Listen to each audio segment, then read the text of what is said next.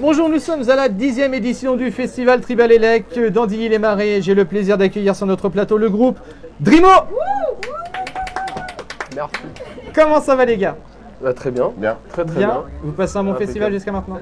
Très bon. On a eu le plaisir de jouer 2 fois et en plus d'ouvrir pour les 10 ans du Tribal Elec. Donc c'est vraiment que du bonheur. Alors d'où venez-vous? D'Auvergne, essentiellement les alentours de Clermont-Ferrand. Tous les deux? Ouais. Des Auvergnats? On vient des volcans. Des Auvergnats d'ailleurs? Auvergnat. Auvergnat. Des Bougnats. Pas à le dire. Des Bougnats. Donc, alors vous jouez du didgeridoo principalement. Comment vous êtes tombé sur cet instrument-là? Comment vous l'avez découvert? Alors le didgeridoo, moi c'est souvent l'instrument qui te trouve. Donc voilà. Et ce qui s'est passé, alors moi c'est un petit peu rocambolesque. On était encore à la faculté avec un copain. Et sur un paquet de cigarettes, c'était marqué si vous nous renvoyez un scoopon avec tant de timbres et 2 ou 3 euros, on vous envoie cet instrument. Mais nous, on ne le connaissait pas. Donc on avait vu le bâton, on s'était dit bah ouais. Et j'ai mon pote, bon il était bien faillade dans le temps et du coup il s'est dit allez pas de problème, on va remplir ça. Et au bout d'un mois en fait, ils nous ont envoyé le didgeridoo et donc du coup on a découvert l'instrument, on s'est dit ouais, on a essayé. Et moi j'ai accroché directement, ou c'est l'instrument qui m'a accroché, mais en tout cas ça a été le début d'une grande histoire maintenant, puisque ouais, ça va faire 20 ans que je joue du didgeridoo, et en fait du coup c'est que du bonheur quoi. Ça apporte vraiment quelque chose, il y a un changement quoi. Et qu'est-ce qui vous plaît justement dans cet instrument? Le didgeridoo en fait, ce qu'il y a c'est que c'est un instrument déjà qui a 50 000 ans. C'est un instrument qui, je trouve moi, qui est basé sur ce souffle en fait continu souvent qu'on peut avoir en tant que joueur de didgeridoo. Et je pense que cette onde a des répercussions sur le métabolisme et permet aussi à l'esprit de peut-être de s'ouvrir sur des choses de ce qui nous entoure, des êtres vivants, d'une manière assez universelle. Et puis c'est une civilisation qui est juste énorme. Ça se retrouve également dans le handpan également. Mais c'est un instrument beaucoup plus récent en fait. Nous on marie le didgeridoo et le handpan. Et c'est ce qui est marrant, le didgeridoo a 50 000 ans. Il vient de la civilisation aborigène, qui est une super civilisation. Et le handpan, il date de 2000 en fait. Donc du coup c'est cet alliage qui fait que les deux instruments collent vraiment bien. C'est une connexion mystique un peu. J'ai ça, didgeridoo et handpan, c'est ça? C'est ça, ouais. Comment vous définiriez votre style musical? Je dirais un voyage vibratoire, sonore. Ouais. Non, moi j'aurais dit pareil. Ouais. C'est ça en fait. Pour l'instant, dans la formule dans laquelle on est vraiment sur quelque chose de un peu méditatif. Et à la fois aussi, on essaye de varier et de faire quelque chose d'un peu plus rythmé en fait pour arriver sur des festivals et d'essayer que ça soit encore dansant. Et, le handpan peut être aussi un instrument de musique, mais aussi un instrument thérapeutique. Pareil pour le didgeridoo. On essaye de mêler un peu les deux pour que les gens puissent bien ressentir les vibrations.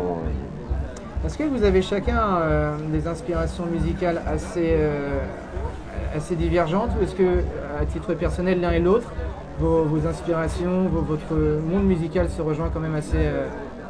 Je dirais assez divergente. Ouais, assez divergente. Moi j'aurais dit très divergente. Ouais, mais il y a un point sur lequel on est d'accord avec Steph, c'est notre point de convergence, c'est le reggae. En fait, c'est aussi, on avait un projet ensemble. Donc voilà. On l'a toujours d'ailleurs. On l'a toujours, mais bon, c'est compliqué de trouver un guitariste en Auvergne assez sérieux sur ce qu'on veut faire.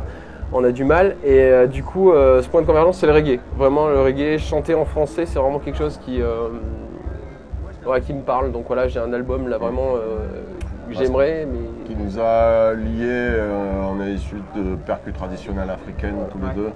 Donc, alors, pas traditionnelle africaine, moi. Ouais, mais enfin, c'est le djembé. Ouais, le djembé, c'est le djembé, c'est l'instrument. Ouais. C'est le djembé qui nous a réunis à une soirée et du coup, voilà quoi. Ça a tout de suite, ça a fonctionné. On est assez opposés et du coup, on a créé une complémentarité. Moi, autrement, j'écoutais du métal avant, je suis quand même assez corrosif et du coup, je pense que. Super speed, moi je suis super calme. Et je me soigne pas mal quoi, avec ces instruments. Il et, faut garder cette fougue justement, c'est important. Je peux pas faire autrement. Bah, de toute manière. On peut parler un petit peu de votre actualité. Qu'est-ce qui va se passer par la suite pour vous? Est-ce que vous allez vous produire dans d'autres festivals? Est-ce qu'il y a des choses en préparation? Comment ça se passe? Alors beaucoup. On a 3-4 morceaux encore qui sont en projet, on travaille.